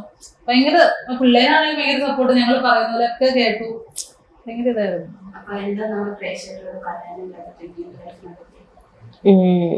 എന്തായാലും റിംഗിങ് ലൈഫ് എല്ലാവരും കാണേണ്ട ഒരു ഷോർട്ട് ഫിലിം തന്നെയാണ്. കാരണം ഇന്നത്തെ തലമുറയിലെ മൊബൈല് യൂസ് ചെയ്യേണ്ടെന്ന് പറഞ്ഞിട്ട് കാര്യമില്ല. നമുക്ക് എന്തൊരു കാര്യത്തിനും കടയിൽ പോകുന്ന പിള്ളേരുടെ കയ്യിൽ മൊബൈൽ കൊടുത്തയക്കണം എന്ന് തന്നെ ഞാൻ പറയുള്ളൂ. കാരണം അവർക്ക് എന്തെങ്കിലും ഒരു ആവശ്യം വന്നു കഴിഞ്ഞാൽ നമ്മളൊന്ന് വിളിച്ചറിയിക്കണം എന്നുണ്ടെങ്കിൽ മൊബൈലില്ലാതെ പറ്റില്ല. പക്ഷെ അവർക്ക് പറഞ്ഞ് മനസ്സിലാക്കി കൊടുക്കാം. മൊബൈല് നല്ല രീതിയിൽ ഉപയോഗിക്കാം, ചീത്ത രീതിയിൽ ഉപയോഗിക്കാം. അതിന്റെ ചീത്തവശങ്ങൾ ഇങ്ങനെയാണ് എന്നുള്ളതൊക്കെ അവർക്ക് പറഞ്ഞ് മനസ്സിലാക്കി കൊടുക്കുക എന്നാണ്. പിന്നെ അതുപോലെ തന്നെ ഇതിന്റെ ക്യാമറമാൻ എത്തിച്ചേരാൻ പറ്റിയിട്ടില്ല. അദ്ദേഹത്തിന് വർക്കുണ്ട്. അദ്ദേഹം ഒരു ചെറിയൊരു ഡയറക്ടർ തന്നെയാണ്, ക്യാമറമാനാണ്, എഡിറ്ററാണ്. ജോഷി കോടനാട്. അദ്ദേഹത്തിന് എത്താൻ സാധിച്ചില്ല. അപ്പോൾ അദ്ദേഹത്തിന്റെ ഒരു അഭാവം ഞങ്ങൾക്ക് നല്ലോണം ഉണ്ട്. അപ്പൊ ഈ ഒരു വേളയിൽ അദ്ദേഹത്തിനെ ഓർമ്മിക്കുന്നു. നമ്മളത് വേറെ ഒരാളെ അഡ്ജസ്റ്റ് വെച്ച് ചെയ്തോളാം എന്ന് പറഞ്ഞു പോലും ഞങ്ങളെ സപ്പോർട്ട് ചെയ്യുന്ന ഒത്തിരി ആളുകളുണ്ട്. ഈ പറഞ്ഞ പോലെ തന്നെ ഒത്തിരി ആളുകൾ സപ്പോർട്ട് ചെയ്യാനുണ്ട്.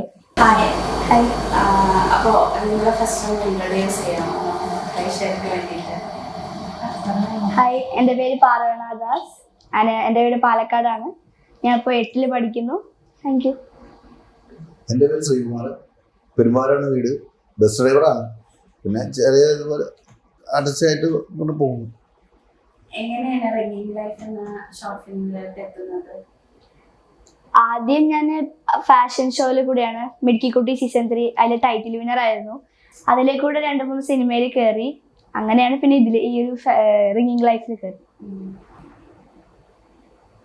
റിംഗിങ് ലൈഫ് ഞങ്ങൾ സിനിമ ചെയ്തുകൊണ്ടിരുന്നപ്പോൾ അതിൻ്റെ അസിസ്റ്റൻ്റായിട്ട് വർക്ക് ചെയ്തിട്ടുണ്ടായിരുന്നു സുകന്യ, ഇതിൻ്റെ സംവിധാനം. അപ്പോൾ അവിടെ വെച്ച് ഇതിനു മുമ്പ് ഒരു ഷോർട്ട് ഫിലിം ചെയ്തപ്പോൾ നമുക്കും ഓരോ അവസരം ഉണ്ടെങ്കിൽ തരണം എന്ന് പറഞ്ഞായിരുന്നു. അത് കഴിഞ്ഞ് വീണ്ടും ഒരു ദിവസം അവിടെ ചെന്നപ്പോഴാണ് ലൊക്കേഷൻ ചെന്നപ്പോൾ പറഞ്ഞു, സിനിമയുടെ ഇത് കഴിയുമ്പോൾ എനിക്കൊന്ന് കാണണം, എന്നിട്ട് വേണം പോകാട്ടെന്ന് പറഞ്ഞു. അപ്പോൾ ഈ ഇതിൻ്റെ ഒരു കഥ പറഞ്ഞു കഴിഞ്ഞപ്പോൾ ഇങ്ങനെ 2 അച്ഛന്മാരുടെ ഒരു ഇതാണ്. അപ്പോൾ ആ വേഷത്തിൽ എനിക്കിങ്ങനെ അച്ഛൻ്റെ വേഷം എനിക്ക് തന്നാൽ നിന്ന് പറഞ്ഞു. അപ്പോൾ എനിക്കറിയാമായിരുന്നു ചേട്ടന് അത് തരാൻ വേണ്ടിയാണ് ഇരുന്നത്. അപ്പൊ അങ്ങനെയാണ് ആ വേഷം കിട്ടിയത്. എനിക്കതിന് ആ വേഷം ചെയ്തതിന് എനിക്ക് ഭയങ്കര ഒരു അഭിമാനമുണ്ട്. നല്ലൊരു മോളും ഒരു കുടുംബവും. ഞങ്ങളാ അത്രയും ദിവസം അതിനകത്ത് അഭിനയിക്കല്ലായിരുന്നു, ഒരു കുടുംബം ഞങ്ങളവിടെ ജീവിക്കുകയായിരുന്നു. അത് കുടുംബം സത്യം, ഒരു കുടുംബമായിട്ട് തന്നെ ജീവിച്ചു. അപ്പൊ നിങ്ങൾ മൂന്നുപേരും ഒരു ഫാമിലിയാണ്, അച്ഛൻ അമ്മ, ഞങ്ങളുടെ പുന്നാര മോള്.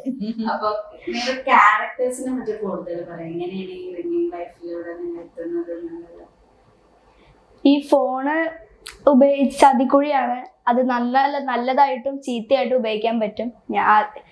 ഞാൻ അഭിനയിച്ച കഥാപാത്രം ചീത്തയായിട്ടാണ് ഉപയോഗിച്ചത്. അതാണ് പ്രശ്നം ഉണ്ടായത്. അതാണ്. അപ്പൊ ഈ ഒരു ഇപ്പോ മോളാണെങ്കിലും വളർന്നു വരുന്നു, ഒബ്വിയസ്ലി ഫോൺ അങ്ങനത്തെ കുറെ ഇൻഫ്ലുവൻസ് ആവാൻ ചാൻസ് ഉള്ള ഒരു ഏജ് ആണ്. അപ്പൊ ഈ റിംഗിങ് ലൈഫ് എന്നുള്ള ഒരു കഥ അല്ലെങ്കിൽ അതിന്റെ ഒരു കഥാപാത്രം ചെയ്തപ്പോ ഒരു സ്വയം തോന്നിയായിരുന്നോ ശരിയാണ് ഫോൺ ഇങ്ങനെ ഉപയോഗിക്കാൻ തോന്നിയിരുന്നു. ഒരു മോൾക്ക് ഒരു ഒരു ടേണിംഗ് പോയിന്റ് പോലെ തോന്നിയായിരുന്നോ? അപ്പൊ അത് ലൈഫിൽ ഇൻഫ്ലുവൻസ് ചെയ്തു ശരിക്കും പറഞ്ഞ റിംഗിങ് ലൈഫ് എന്നുള്ള കഥ നന്നായി ചെയ്തിരുന്നു. എന്റെ ക്ലാസ്സിലുള്ള കുറെ കുട്ടികൾക്ക് അയച്ചു കൊടുത്തു. അവരൊക്കെ പറഞ്ഞു ഇങ്ങനെ ഉപയോഗിച്ചാൽ പ്രശ്നം ഉണ്ടാവും, എന്നിട്ട് ഉപയോഗിക്കില്ല അങ്ങനെയൊക്കെ പറഞ്ഞിട്ടുണ്ട്.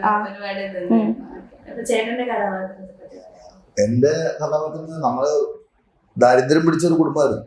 ആ കുടുംബത്തില് ഇങ്ങനെ മൊബൈല് മക്കളെ പഠിപ്പിച്ച് ഇതാക്കി ഇപ്പൊ എല്ലാം ഫുൾ A+ മേടിച്ച് എല്ലാം ഇതായി കഴിഞ്ഞ് ഇപ്പൊ അവർക്ക് വേറെ പഠിക്കണം, പുറത്തു കൊണ്ട് പഠിപ്പിക്കണം. നമുക്ക് നമ്മുടെ നാട്ടിലൊന്നും സൗകര്യമില്ല.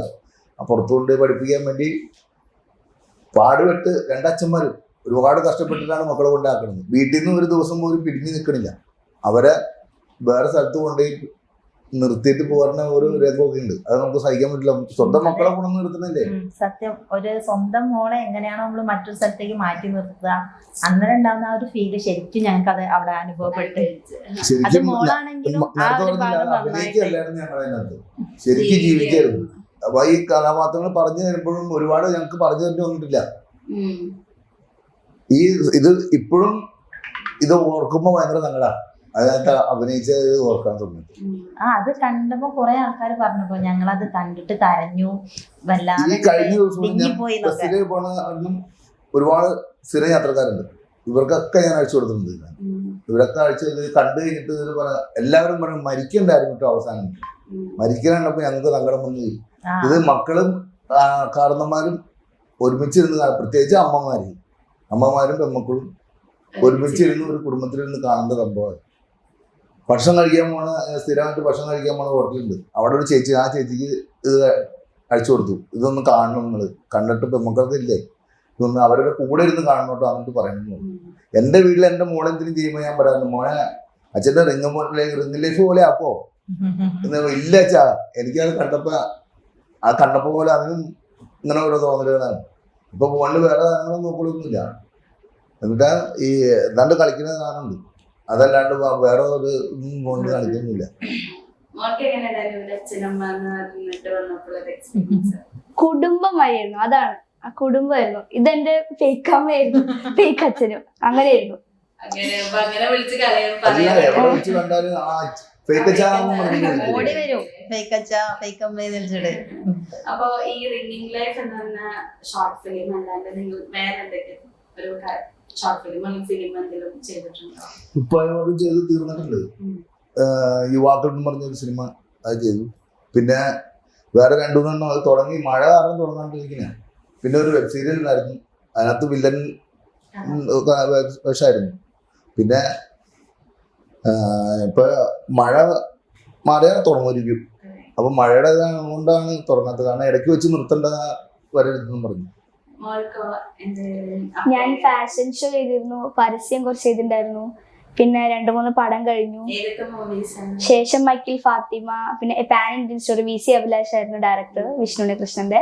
പിന്നെ ഇനിയും അതില് നായികീന്റെ ചെറിയ മകളായിട്ടാണ്. പിന്നെ ബ്ലാക്ക് ഡിസംബർ അതിൽ മെയിൻ കഥാപാത്രമായിരുന്നു.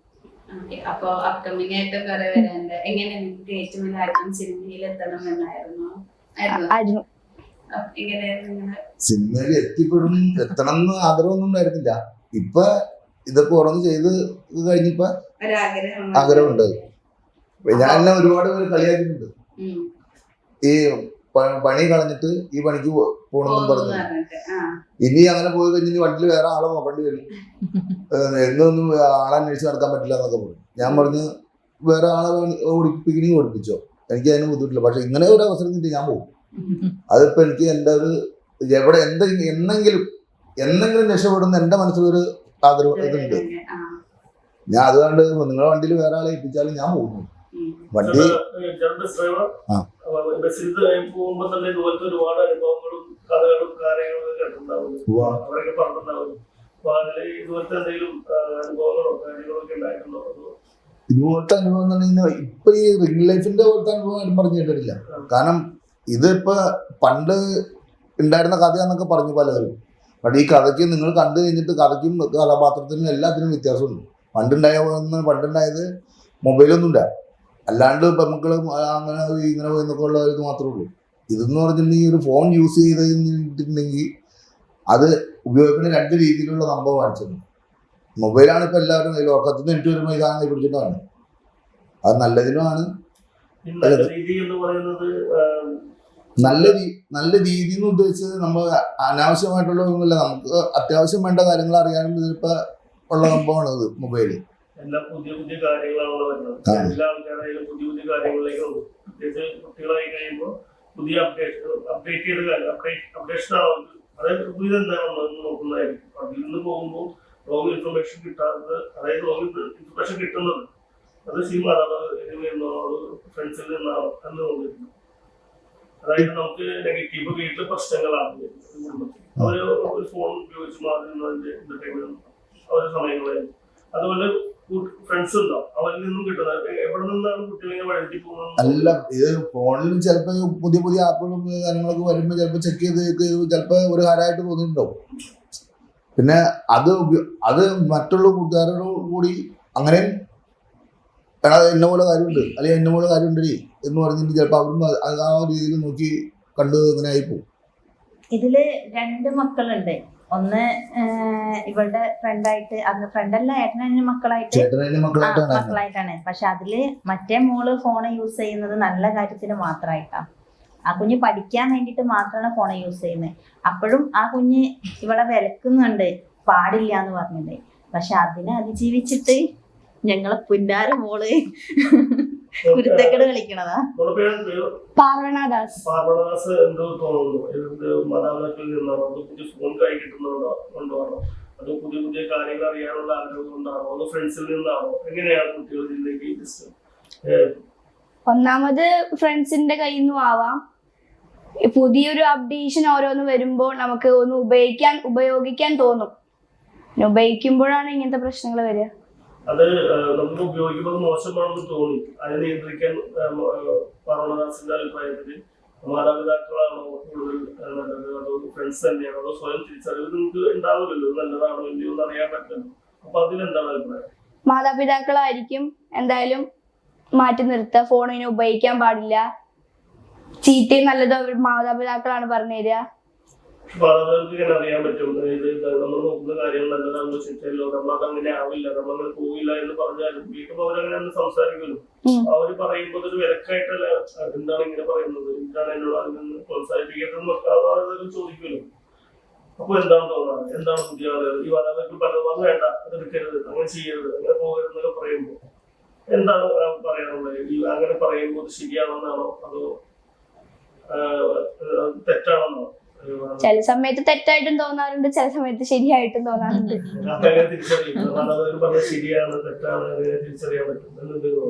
ലിവിംഗ് ലൈഫ് കണ്ടു കഴിഞ്ഞാൽ അതില് മനസ്സിലാവും അതിലെ നല്ലതേതാ ചീത്തയേതാന്ന്.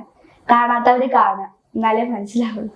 അതൊരു ശരിക്കും മോളെ ജീവിതം എന്താന്നുള്ളത് ശരിക്കും അതിൽ കാണിക്കുന്നുണ്ട്. നല്ലതിന്റെ ചീത്തത്തിന്റെ വശങ്ങള്. ആവശ്യത്തിന് ദേഷ്യം വരാറുണ്ട് ചില സമയത്ത്.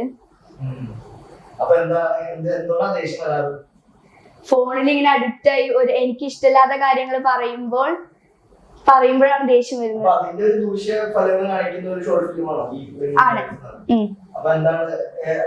ചിന്തിച്ചായിരുന്നോ ഈ റിംഗിംഗ് ലൈഫ് ശേഷം ശരിയാണ് അവര് പറഞ്ഞത് കാര്യങ്ങൾ ചിന്തിച്ചായിരുന്നു. ഫ്രണ്ട്സിനോടൊക്കെ എന്നിട്ട് പറഞ്ഞോ നിങ്ങളും ഇത് ശ്രദ്ധിക്കണം എന്നെല്ലാം? എല്ലാരും കാണണം. അപ്പൊ എന്റെ ഒരു ഫ്രണ്ട് പറഞ്ഞു, ഇനി ഇത് കണ്ടതുകൊണ്ടാണ് എനിക്ക് ഈ ലൈഫിൽ ചേഞ്ച് വരാൻ പോകുന്നത്. ഇനി ഞാൻ ഫോണെ നോക്കാറില്ല, ഇനി ഒരുപാട് നോക്കില്ല എന്നൊക്കെ പറഞ്ഞിട്ട് മാറി ചിന്തിക്കാൻ തുടങ്ങി. ഫോണിൽ നമുക്ക് ഏത് ആപ്പുകളായാലും എന്തായാലും നമുക്ക് നോക്കണമെന്ന് തന്നെയാണ്. അപ്പൊ അങ്ങനെ നിൽക്കുന്ന സമയത്ത് ഫ്രണ്ട്സ് പറയാൻ പുതിയ ഉണ്ടായിരുന്നു. അത് പറയുമ്പോഴും അത് ശരിയാണോ തെറ്റോ അങ്ങനെ തിരിച്ചറിയും. എന്നിട്ട് നമ്മൾ അത് കൂട്ടുകാർക്ക് കൊടുക്കാൻ ഉപദേശം ഉണ്ടായിരുന്നു. അതെങ്ങനെ ശരിയാണോ ശരിയാണോ തെറ്റോ നമുക്കൊരു ഉപദേശം കൊടുക്കാൻ പറ്റും എന്ന് പറയാനുണ്ടായിരുന്നു. ആദ്യം അത് പാരന്റ്സിനോട് ചോദിക്കുക. പാരന്റ്സിനോട് ചോദിച്ചാൽ നല്ലതാണോ ചീത്തയാണോ പാരന്റ്സ് പറയുന്നത്, അത് ഫ്രണ്ട്സിന്റെ അടുത്ത് പറയുക. അപ്പോ റിംഗിങ് ലൈഫ് റിലീസ് ആയിരിക്കാണ്. എന്താണ് ഓഡിയൻസിനോട് നിങ്ങൾക്ക് പറയാനുള്ളത്? ഓഡിയൻസിനോട് പ്രത്യേകിച്ചൊന്നല്ല, അവര് ഉറപ്പായിട്ടും ഈ ഒരു റിംഗ് ലൈഫ് കാണേണ്ടതാണ്. അത് മക്കളെ കൂടെ ഇരുത്തിയിട്ട് തന്നെ കുടുംബമായിട്ട് ഇരുന്ന് കാണാൻ പറ്റുമെങ്കിൽ അത്രയും നല്ലത്. കാണാത്തവരുണ്ടെങ്കിൽ എത്രയും പെട്ടെന്ന്. പിന്നെ പറഞ്ഞത് ഈ ഫോൺ ഉപയോഗിക്കുന്നതെന്ന് പറയുന്നത് ഫ്രണ്ട്ഷിപ്പിന്റെ ചോദിച്ചു. ഫ്രണ്ട്ഷിപ്പിലും വരുന്നുണ്ട് കുറെ ചീത്ത ഭാഗങ്ങള്. കാരണം അതിലേക്ക് കൂടുതലായിട്ട് ഇറക്കി വിടുന്നത് ഫ്രണ്ട്സുകൾ തന്നെയാണ്. കാരണം വീട്ടുകാരെ വരെ മറച്ചു വെച്ചിട്ട് ഫ്രണ്ട്സുകൾ തമ്മിൽ മാത്രം ഉള്ള രഹസ്യ കാര്യങ്ങൾ വെച്ചിട്ട് അങ്ങനെയാണ് മക്കൾ കൂടുതലായിട്ടും പോണത്. ഫ്രണ്ട്സ് എന്ന് പറയുന്നത് ഇതേപോലത്തെ വേറൊരു അമ്മയുടെ അപ്പൻ്റെ പോലെ അവർക്ക് തമ്മിലാണ് ശരിക്കും അത് പിള്ളേരുടെ ഒരു മിസ്അണ്ടർസ്റ്റാൻഡിംഗ് ആയിട്ടായിരിക്കും വരുന്നത്. അപ്പൊ അവരുടെ അപ്പൻ അമ്മയോട് ചോദിച്ചാൽ മതിയാവും ഇത് നോക്കിയാണ്. അതാണ് അപ്പനോട് അവരോട് ചോദിക്കില്ലല്ലോ. അതിനുള്ള ഉത്തരവാണോ ഈ റിംഗ് ലൈഫ് ചോദിക്കുന്നത്?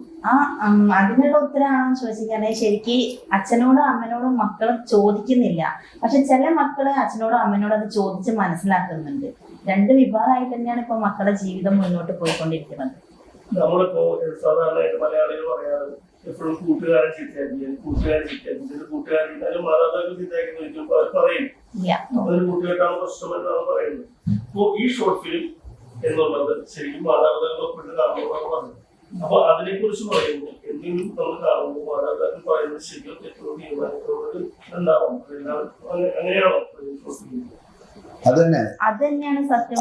കാരണം മക്കള് ചീത്തായി പോകുന്നതിൽ കുറെ ഭാഗം മാതാപിതാക്കൾക്കും ഉണ്ട്. നമ്മൾ പറഞ്ഞു കൊടുത്തത് ശരിയാണോ അല്ലേന്ന് മക്കൾക്ക് തിരിച്ചറിയാവുന്ന ഒരു സീരിയൽ തന്നെയാണ്. ഇതാ അച്ഛൻ മോക്ക് ഫോണിന് വേണ്ടിട്ട് ബ്ലഡ് വരെ കൊടുത്ത് ഫോണ് വാങ്ങിച്ചു കൊടുത്ത അച്ഛനാ. ബ്ലഡ് കൊടുക്കുന്ന പറഞ്ഞാൽ വലിയ കാര്യമുള്ളതൊന്നല്ല, പക്ഷെ ലക്ഷത്തിൽ ഒരാൾക്കുള്ള ഗ്രൂപ്പാണ്. 1,00,000 ഒരാൾക്കുള്ള ഗ്രൂപ്പാണ്. അപ്പൊ ആ ടീമിനോട് ആകെ ആവശ്യപ്പെടുന്നത് എന്റെ മോക്കൊരു ഫോണ് വേണം. കാരണം അപ്പോഴും മോളെ സന്തോഷത്തിന് പ്രാധാന്യം കൊടുക്കുക. അപ്പോഴും മോളിങ്ങനെ ചീത്ത രീതിയിലേക്ക് പോകുന്നുള്ളത് അച്ഛനായാലും അമ്മയായാലും ചിന്തിക്കുന്നില്ല. മക്കളെ സന്തോഷം മറ്റേ മോള് പറയണേ അച്ഛൻ്റെ അടുത്തൊക്കെ പൈസ ഇല്ലാത്തോണ്ടല്ലേ നമുക്ക്. അപ്പൊ സാധാ ഫോൺ ഒരെണ്ണമുണ്ട്, രണ്ടുപേരും കൂടി ഉപയോഗിക്കണം, സാധാ കീപ്പാട് ഫോൺ. അപ്പൊ ഈ യൂട്യൂബും മഴക്കുള്ള ഫോൺ വേണമെന്ന് പറഞ്ഞുകൊണ്ട് വിളിക്കുമ്പോൾ അച്ഛനോട് ഇപ്പൊ പറയണ്ടായിരുന്നു, പണിയില്ലാണ്ടല്ലേ. അതല്ല, എൻ്റെ അച്ഛനോട് ഞാൻ പറഞ്ഞത് എനിക്ക് എന്തും മേടിച്ചു തരും. എൻ്റെ അച്ഛൻ മേടിച്ചു തരും. ആ മോളാണ് അവസാനം അച്ഛനും അമ്മയും രണ്ടുപേരും ഇല്ലാണ്ടാവും. മോക്ക് നല്ലത് കിട്ടിയോ, മോക്കടെ റിലേ പോയി മോളും പോകും.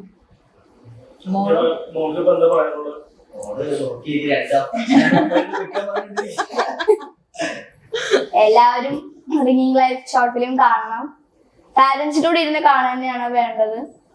അതാ എനിക്ക് പറയാനുള്ളൂ. ഇനിയും കുറെ ആൾക്കാർ കാണാത്ത ആൾക്കാരുണ്ട്. ആ ആൾക്കാര് ഞങ്ങളെ YouTube channel Sukanya ringing life അടിച്ചാലും മതി. അപ്പൊ അത് കണ്ടിട്ട് എല്ലാരും അഭിപ്രായം പറയാ, മക്കൾക്ക് പറഞ്ഞ് മനസ്സിലാക്കി കൊടുക്കുക. ഇനി ഇതുപോലൊരു കുടുംബം അനാഥായി പോരുത്.